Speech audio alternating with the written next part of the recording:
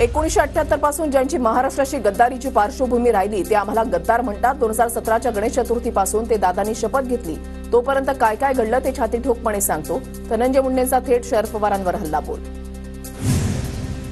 धनंजय मुंडे यांनी दिलेलं आव्हान सुप्रिया सुळेंनी स्वीकारलं। मला दोन्ही बाजूच्या गोष्टी माहिती, मी चर्चेला बसायला तयार। राष्ट्रवादीच्या फुटीवर आपल्याकडे सर्व पुरावे असल्याचा धनंजय मुंडे यांचा दावा।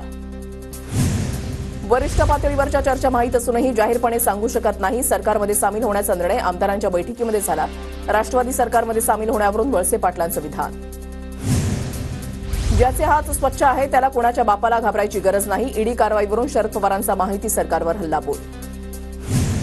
माझ्या जॅकेटचा रंग गुलाबी नाही, आधी चष्मा बदला, आमची निष्ठा गाडतात। शपथविधीच्या वेळेला तेच टाळ्या वाजवत होते। अजित पवारांचा अमोल कोल्हेंवर निशाणा। इंदापूरमध्ये दत्ता मामांना घरी पाठवण्यासाठी सर्वांनी ताकद लावावी। इंदापुरातील भाषणामध्ये जयंत पाटलांचं नागरिकांना आवाहन। एकदा रस्ता चुकला की त्याला जागा दाखवलीच पाहिजे। उद्याच्या निवडणुकीमध्ये साधंसुधं पाडायचं नाही, जोरात पाडायचं। पूर्ण महाराष्ट्रामध्ये संदेश केला पाहिजे। माझा नाद करायचा नाही, शरद पवारांचा इशारा। लोकसभेमध्ये कांदा उत्पादक शेतकऱ्यांचा नाराजीचा फटका। आता कांद्यावरील निर्बंध उठवले। यापुढे मोदी सरकार अचानक निर्यात बंदी लावणार नाही। उपमुख्यमंत्री फडणवीसांची ग्वाही। महाराष्ट्रामध्ये सत्ता परिवर्तन अटळ। 23 तारखेनंतर शिंदे मुख्यमंत्री राहणार नाहीत, त्यांचं राजकीय भविष्य टांगणीला लागलंय। संजय राऊतांचा दावा।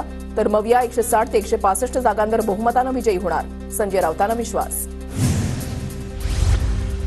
महायुतीमध्ये शिंदेंचं वजन वाढलं। शिंदे फडणवीसांना विचारत नाही, ते थेट शहांशी बोलतात। तरी फडणवीसच विरोधी पक्ष नेते होणार, रोहित पवारांची टीका।